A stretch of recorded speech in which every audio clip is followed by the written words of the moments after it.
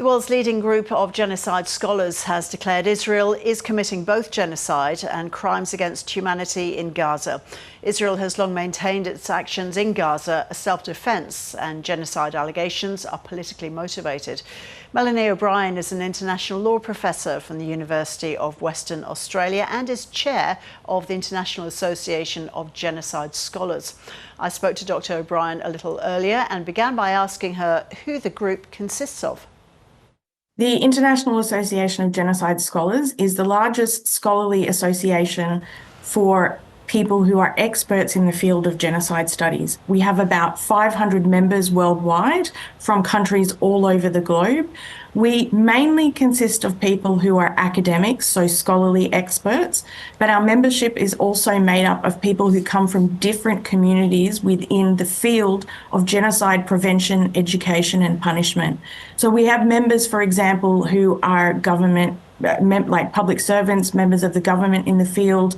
We also have members from survivor communities, and we also have members who work for non-governmental organisations in the field of atrocity prevention.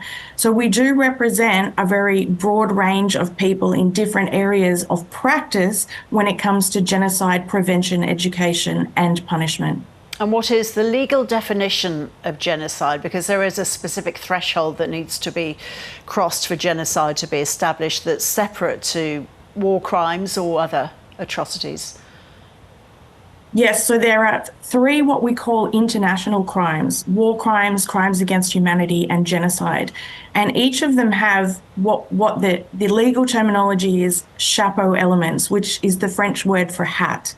And it means in addition to the individual crime, there is an overall element that has to be proven, and that separates each of those crimes. And for genocide, we find that definition in the 1948 Genocide Convention and also in the Rome Statute of the International Criminal Court. And in Australia, we have implemented that into our Commonwealth Criminal Code Act.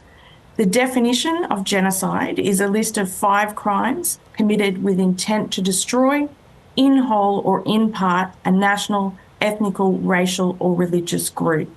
The crimes are killing members of a group, causing serious bodily or mental harm, inflicting conditions of life designed to bring about physical destruction of the group, transferring children from the group to another group, and also inflicting conditions that potentially cause prevention of births.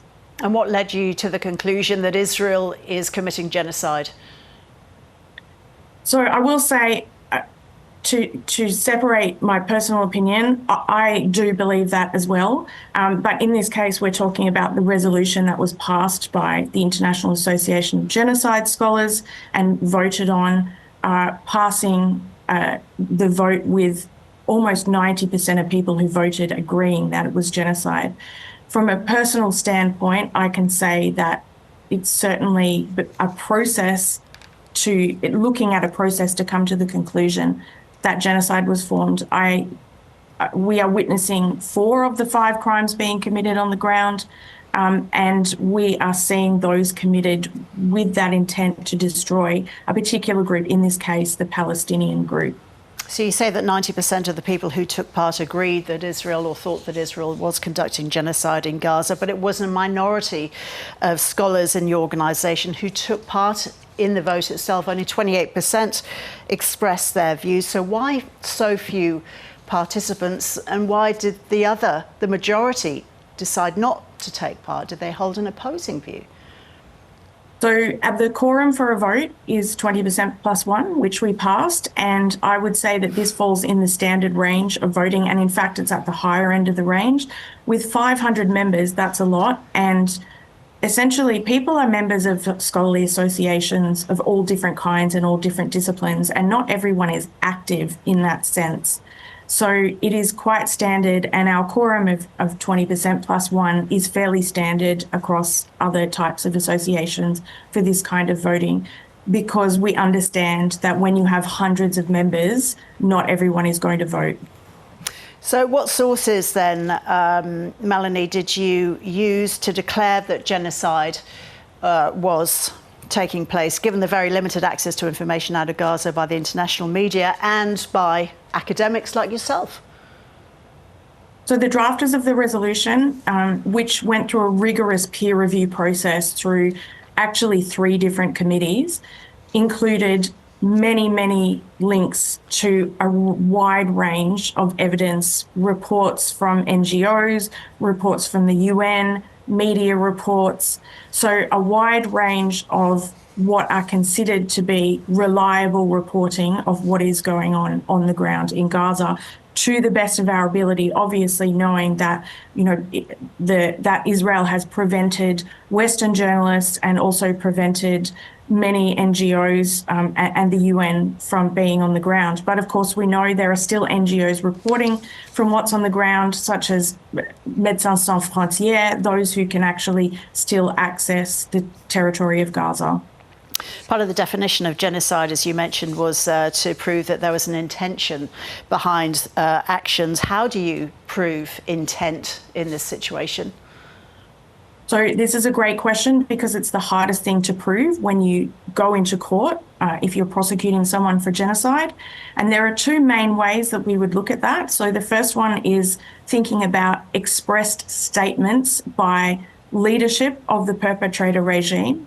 So usually that would be civilian and military leadership. And there has been a track record essentially since the 8th of October 2023 and ongoing until today of statements made by Israeli civilian and military leadership that indicate an intent to destroy Palestinians, talking about how there are no innocent Palestinians, how they intend to starve them, how they intend to destroy Palestine and Palestinians. The second way to prove intent is to look at a pattern of conduct. So when we look at the pattern of conduct that's going on the ground, we see killings through, for example, bombings and shootings. We see well over 150,000 people have been injured on the ground.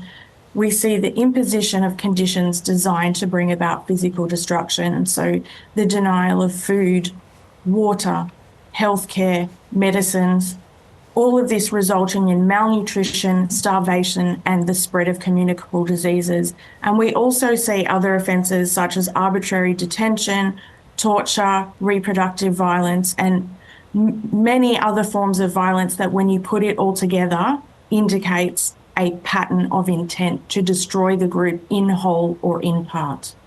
The Israeli Foreign Ministry, Melanie, says the report is based on poor research. It's regularly denied that its actions in Gaza amount to genocide and says that they are justified as a means of self-defence. What's your response to that?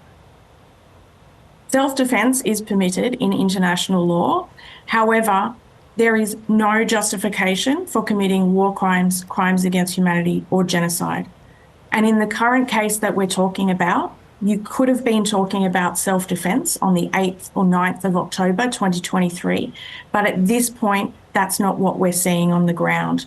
Self-defence still needs to be carried out within the laws of war, and that includes the requirement that actions must be proportionate and they must be carried out according to military necessity. Israel's actions are no longer proportionate. They are extraordinarily disproportionate, and they are certainly not carried out with military necessity, given that we are seeing the now almost complete destruction of the territory of Gaza and the killing of so many civilians on the ground. What action do you want the Australian government and the international community to take in light of your conclusions?